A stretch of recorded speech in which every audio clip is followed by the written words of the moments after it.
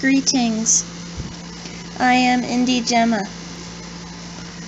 I am here to record these thoughts of the lost memories that I had received from the universe about who I was as a higher self. I am here to put the pieces together.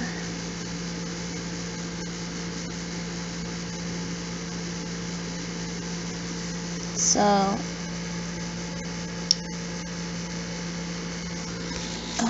it's hard for me to actually try and figure out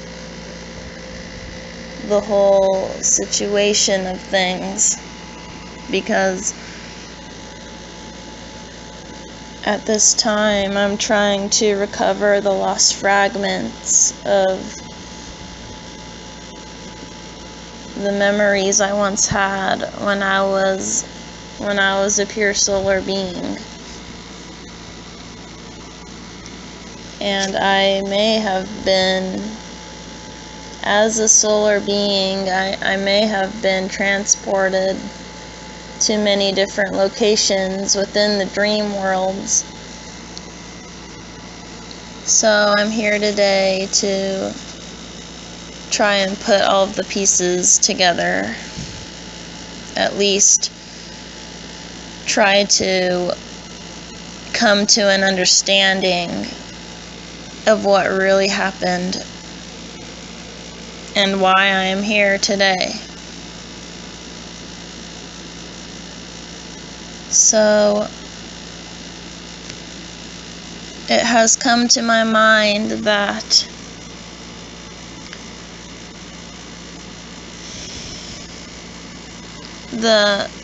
my ancient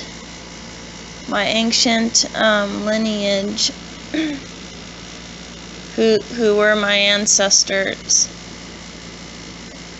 have come from a consciousness built from Middle Earth. Now the stars that are down, well, no, I shouldn't say down, but the stars that are seen on Middle Earth, they're the same stars that are seen in this dimension. They are these constellations of stars are just a holographic projection of the stars that are in Middle Earth. Because dimensions are connected, but I am not so sure how they are connected unless there is a constant conscious stream of information coming down from each of these realms. I have no idea where these dimensional locations are placed. All I know is that they are linked by consciousness somehow. A greater consciousness that creates all things. And now that I've lost my memories, I am trying to put the fragments together so that I have a more of a clearer understanding of what happened within my dream world. So this all starts off with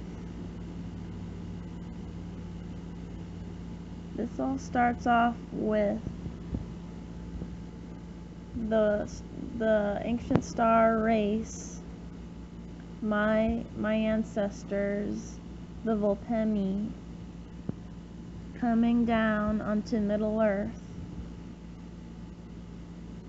which they called Altair or Aquila.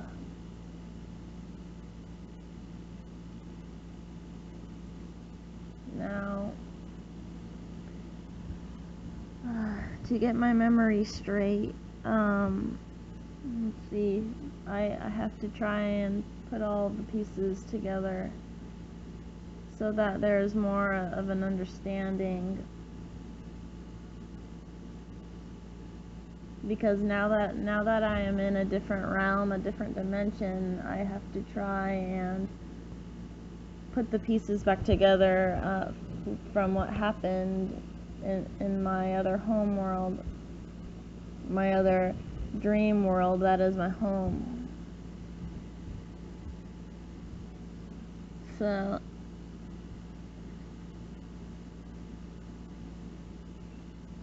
the Volpemi, the star race from Alpha Vulpeculae, or what is known here as Vulpecula, that same star constellation is on Middle Earth, is in Middle Earth skies as well, or should I say the universe there. They are known to be there as a constellation as well as here. So when that ancient star race came down with extraterrestrial beings, they came in contact with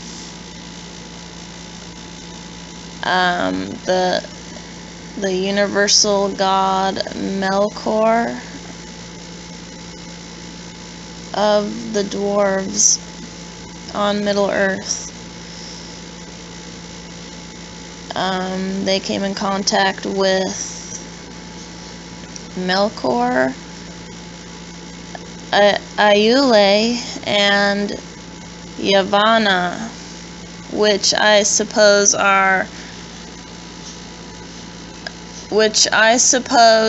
could be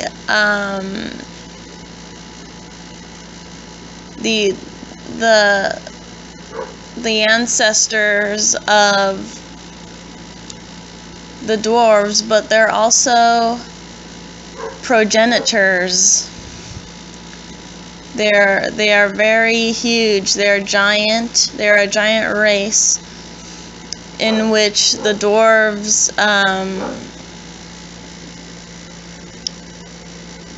in which they worshipped and looked up to long ago on Middle Earth. So you could say that now I am putting a lost story together that could be linked to the Middle Earth story or trilogy.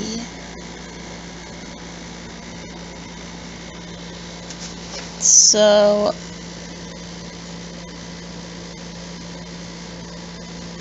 I'm reading here on the internet, on this internet.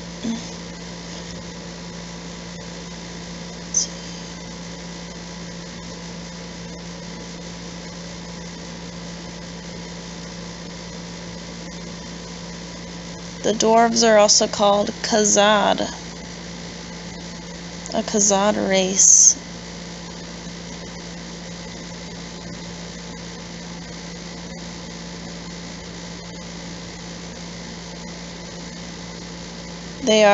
The dwarves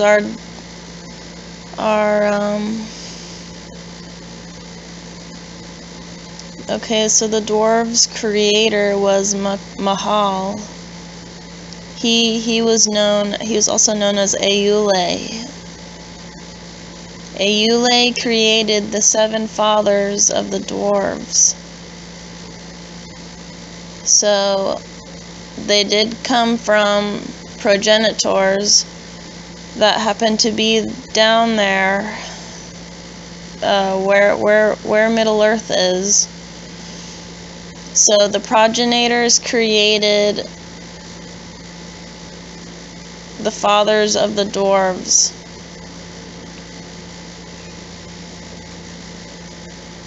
From whom all of the dwarves descended.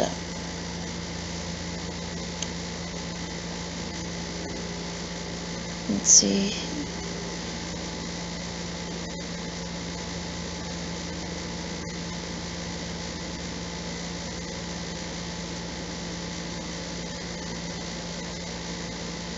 Okay, the Iluvatar. I need to try and figure out who this progenitor is, because it says here in the lore,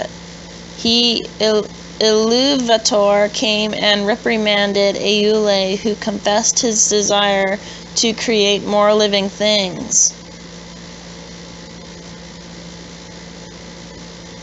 But in repentance lifted his hammer to destroy the dwarves.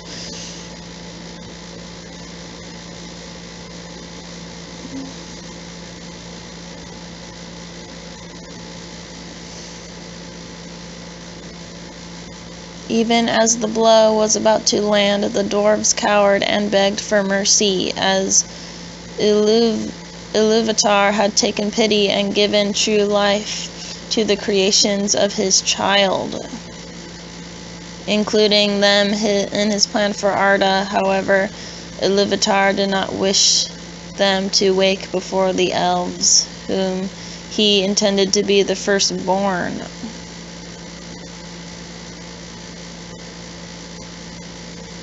Okay, so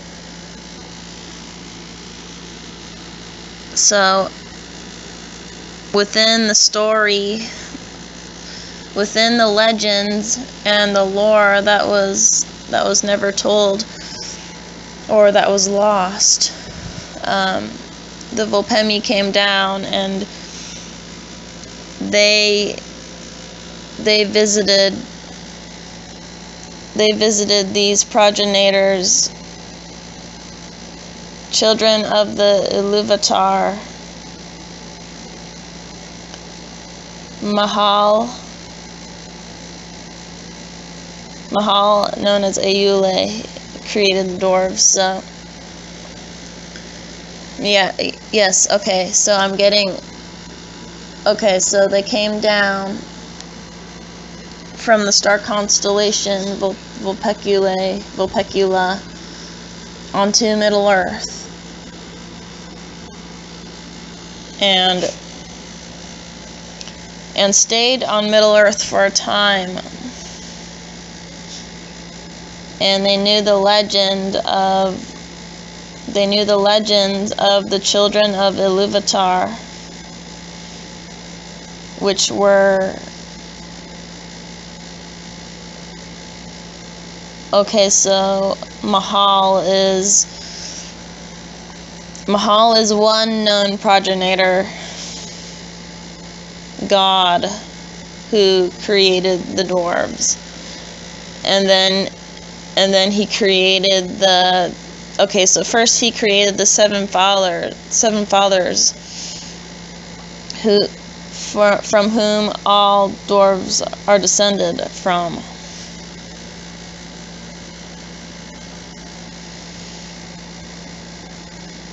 Okay.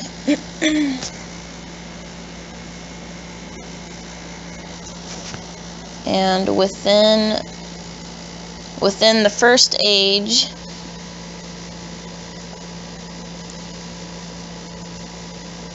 okay, within the first age, they were still there, but they may have been, the Volpemi may have done what they were supposed to do on Middle Earth within the first age, and then the second age they may have left again. They may have left the Middle Earth within the second age, because they knew a big war was going to come. They knew a big war was going to manifest itself. So that's when, I think the second age is when the Volpemi left that dream world of the Middle Earth. Let's see.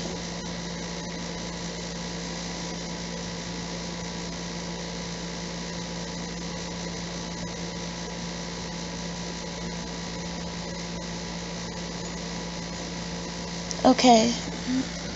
So the Volpemi knew of the dwarves, and they knew of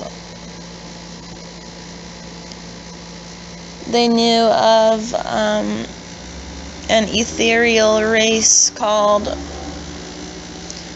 oreiads, and oreiads are mountain nymphs. And the Volpemi and the oreiads met.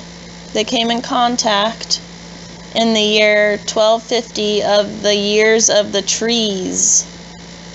From that time on, there was a friendship going on between all of these races that were happening on Middle Earth. So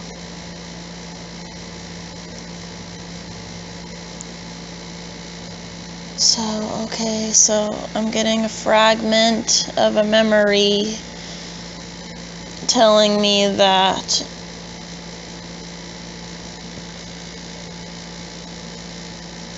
in the years of the trees, the Volpemi and the mountain nymphs had allied together, and they became good friends, almost like family.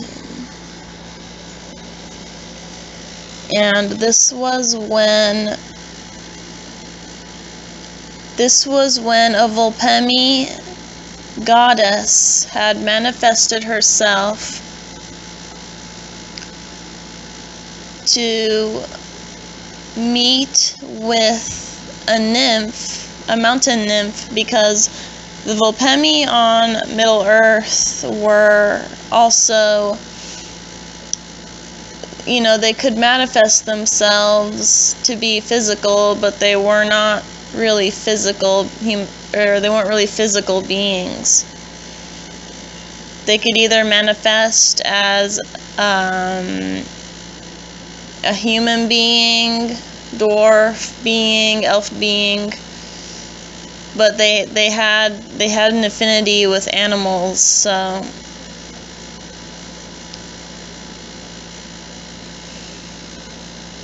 so they practiced cosmic black magic, and they practiced meditations with animal spirits and spirit guides, because, like I said, the Volpemi are not physical. They are solar beings, who can be created from consciousness. So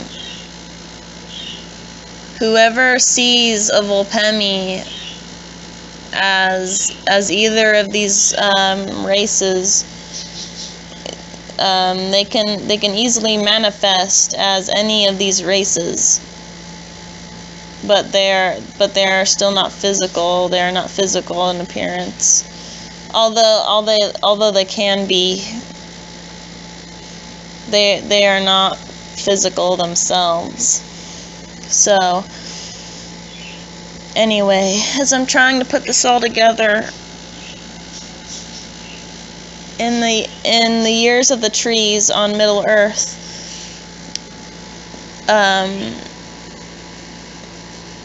yes, my ancient star race, my ancestors, the Volpemi, they allied with the tree beings and the nymphs, the mountain nymphs, known as the oreiads, and they became like family.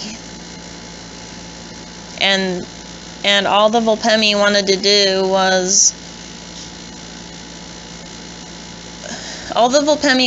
do was make an imprint there and to protect and cherish all of nature.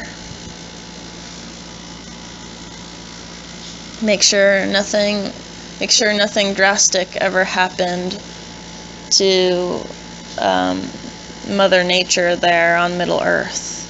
So the years of the trees in the first age, the Volpemi got together with the mountain nymphs, and what happened was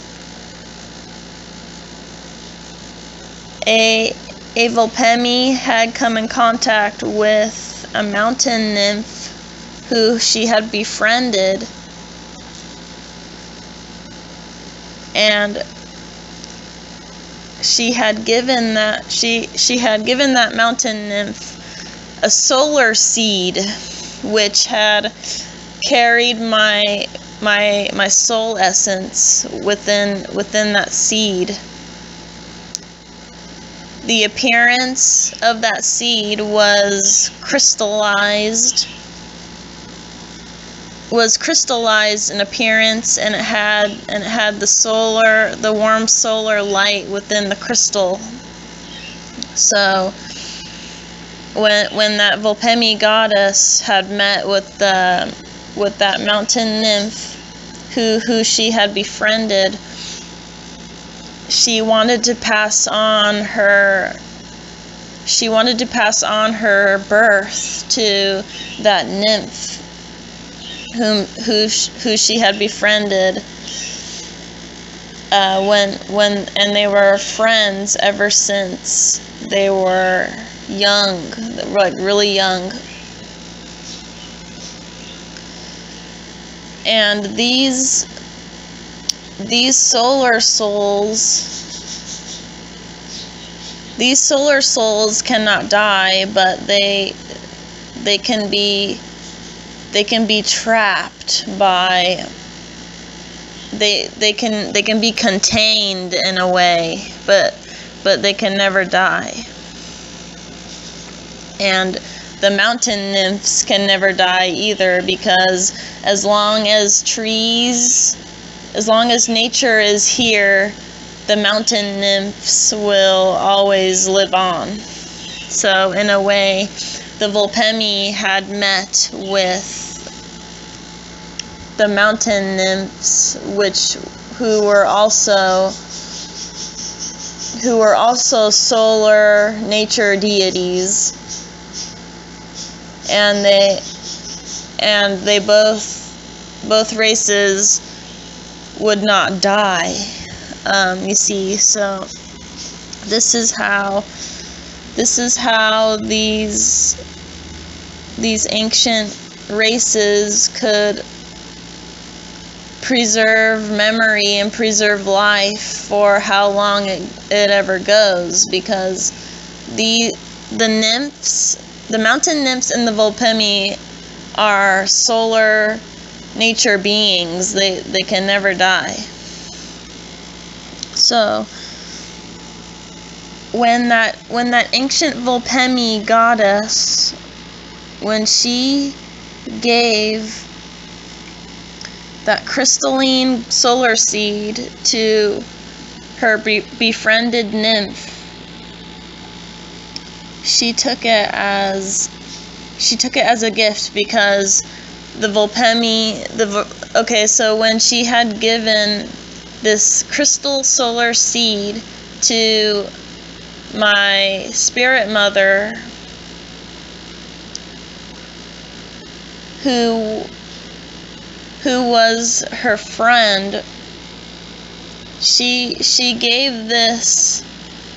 gave my soul essence to the nymph who she had befriended, because during the second age the Volpemi were leaving Middle Earth, so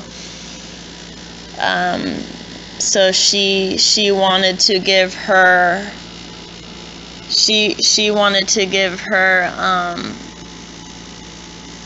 so basically she birthed me unto her. So she gave my seed to her, so that my solar soul could carry out its karmic mission on Middle Earth, which is in the Dreamworld. So that makes a lot of sense now that I'm putting it all together. And I really had to get this out, because if I can't think of all this, if I can't think about this and record it all out, then my story will never be. I would never have existed in the dream world in the first place if I haven't thought all of this up here in this dimension. Oh, it's really weird. But now that I think about it, it makes more sense. So the Volpemi star goddess, she gave my seed, my solar seed essence to a mountain nymph. And the mountain nymph had birthed me when she had met Thorin on Middle Earth. And when Thorin and my spirit mother fell in love at first sight, that's when I was birthed onto Middle Earth. But I wasn't birthed in a physical body, though. It's weird, because in a way I was somewhat physical, but on the other hand, I was somewhat more ethereal. So in a way, I was not fully physical, but then again, I was not fully ethereal either. So come to think of it, I was a Volpemi. I was a Volpemi, dwarf, nymph mix, soul. So in a way, I was more ethereal than physical. And I would wander around Middle Earth, not ever knowing who my true father was. So in a way, I always had pondered that thought.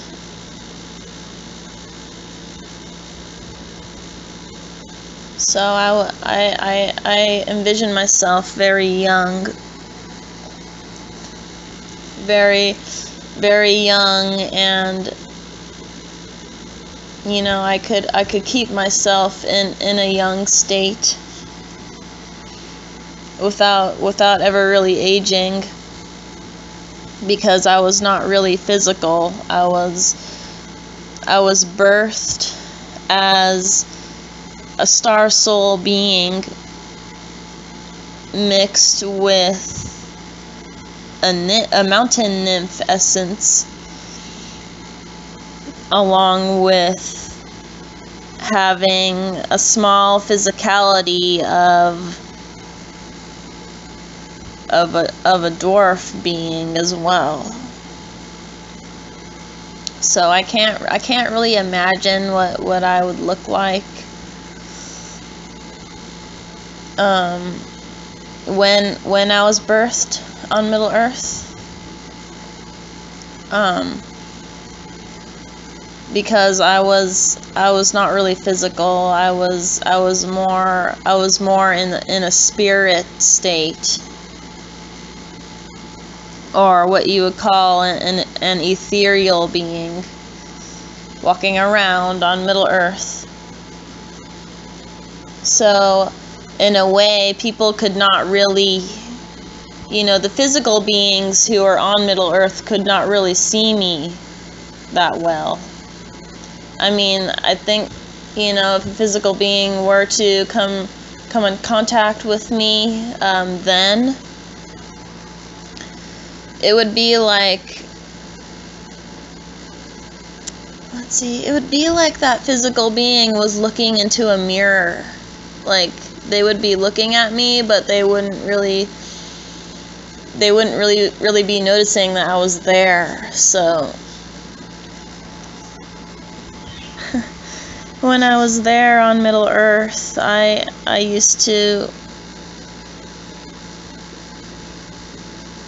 be like among the trees and among all in nature, and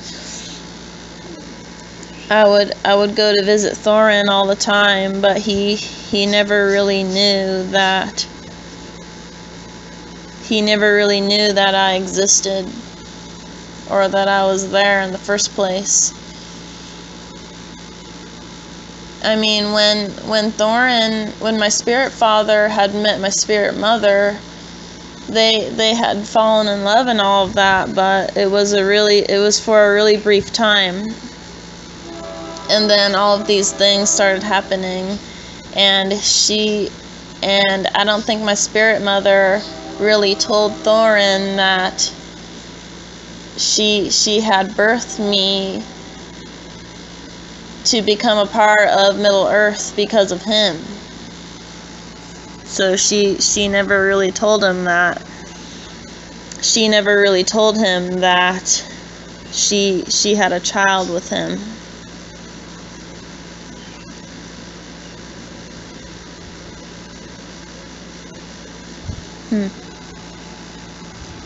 So, as a young solar soul being on Middle Earth, I would just be around in the forests and be around in nature all of the time. I didn't really come in contact with the many other physical beings that were there on Middle Earth. But so this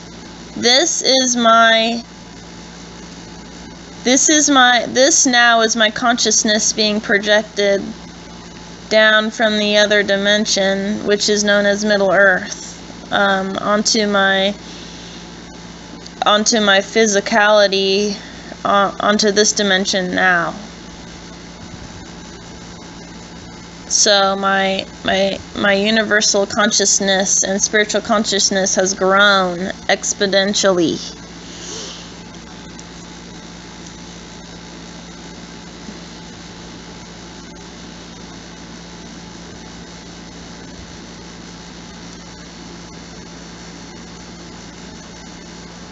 So this is, so to put it all together, this is my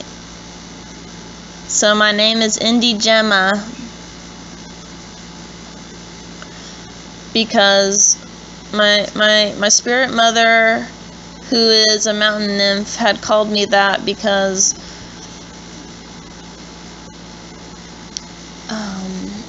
she had given me that name because she knew that I was a solar star being who was birthed from her, from another consciousness, from both of these consciousness linking together. So she knew that I was birthed from her, and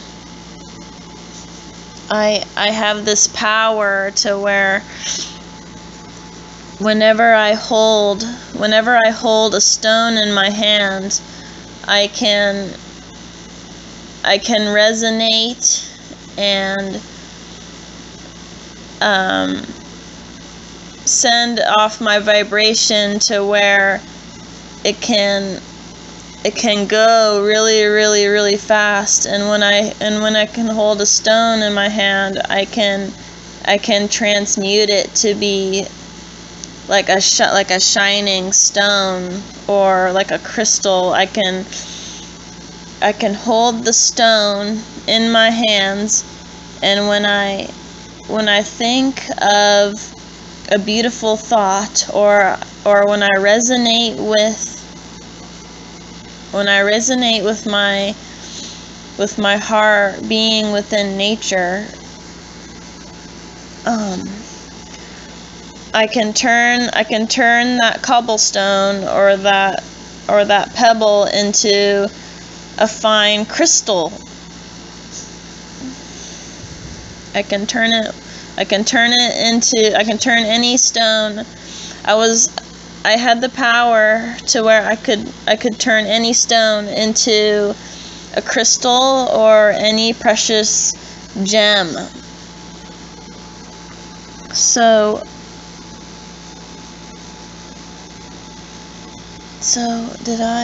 was I able to make the Arkenstone for the dwarves?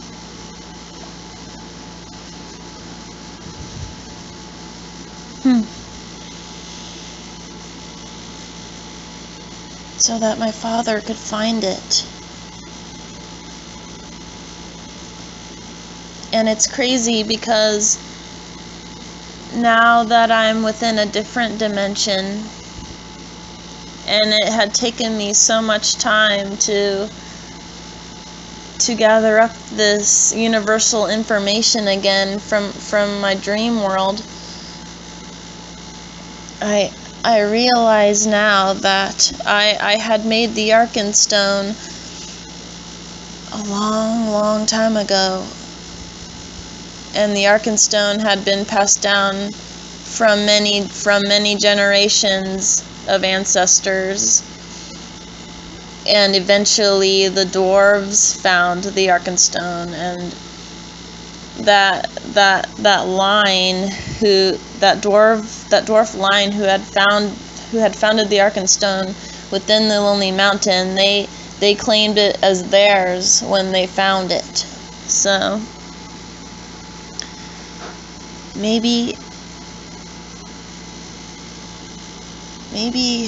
a long time ago, when I was within the dream world, was that when I was in my home dream world, I had made the Arkenstone so that in this life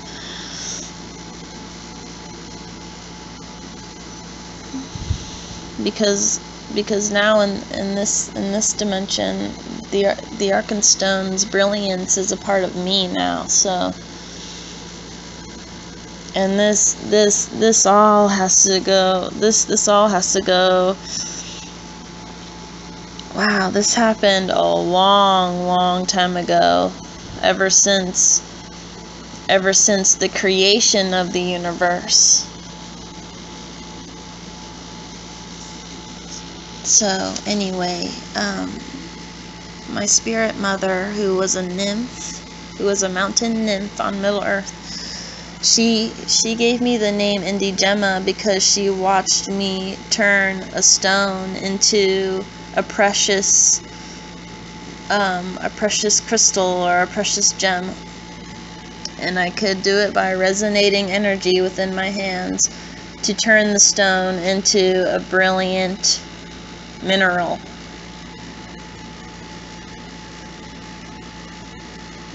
And Inndigemme. Inndigemme is indigenous. It means indigenous ancestor of the brilliant gem. So, and this is crazy because when that imprintation happened to when I had that thought of, when I had that first thought of Thorin being my spirit father, here on this dimension, it automatically clicked because,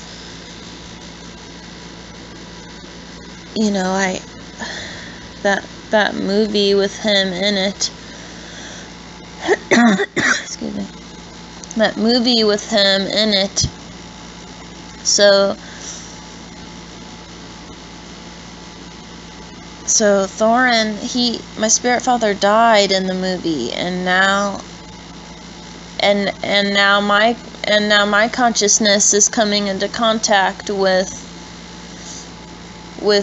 his consciousness, because I soon realized that within the dream world, well, he is my spirit father within the dream world, because I was birthed from his consciousness, his loving consciousness coming into contact with my spirit mother. And then when this happened, she birthed me.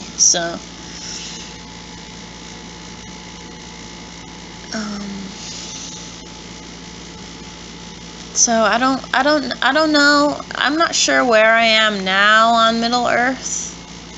I know I'm being projected from that dream world, from the sun here, onto this physical, into this physical body.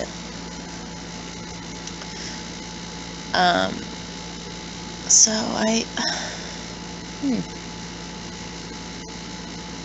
because I don't think I died or anything, because on Middle-earth I'm not in a physical body. I'm ethereal. And so my consciousness from the dream world has connected to my physical body in this dimension somehow.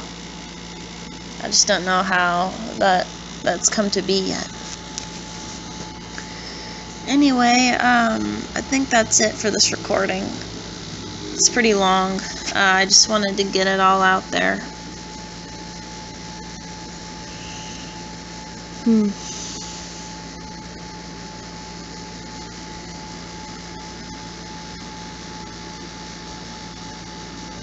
And it's weird because Killy knows that I'm family now, because I'm linking my consciousness with a consciousness that is like his.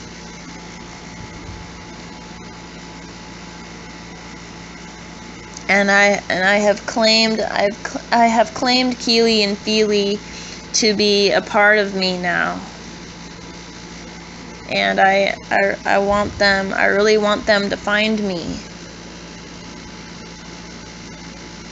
because I'm sure they know that I hold the Arkenstone brilliance within my heart, and it has crystallized there. So I think they are able to find me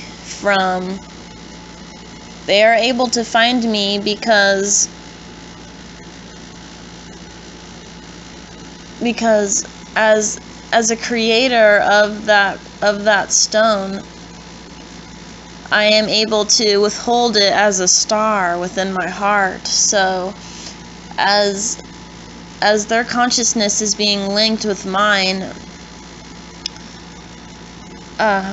my spirit family is coming in contact with me by linking their consciousness within a star energy, which is the Arkenstone, which is a star, which is a star that their consciousness can come in contact with. And this is what happened the other day when I was trying to raise my star frequency, my star heart frequency. And when I was able to do this with song, Keely had come in contact with me he had come in contact with me very fast, like it was the speed of sound or something. And we automatically just linked, and I saw his face, and we were in union together. At that time that he had linked my consciousness with my heart chakra, which is the Arkenstone. And now within these other dimensional dream realms, Thorin, Keely, and Feely are trying to find the Arkenstone again, because when my spirit father had passed on from when his soul essence had passed on from Middle Earth, he had his consciousness had went to the angelic realms, and this is why it's now taking an effect this way, because I'm willing it to be like this, because my consciousness is very powerful, and my heart chakra can resonate very, very bright. And when it does this, when my heart frequency resonance does this, it becomes a star that other consciousness can come in contact with. So I am here within a physical human body, trying to call forth my spirit family again, because I want to be with them within the dream worlds again. So I think that's it for this recording. I'm going to stop now and just review these fragments that I have thought up of for my dream world. Okay, signing off.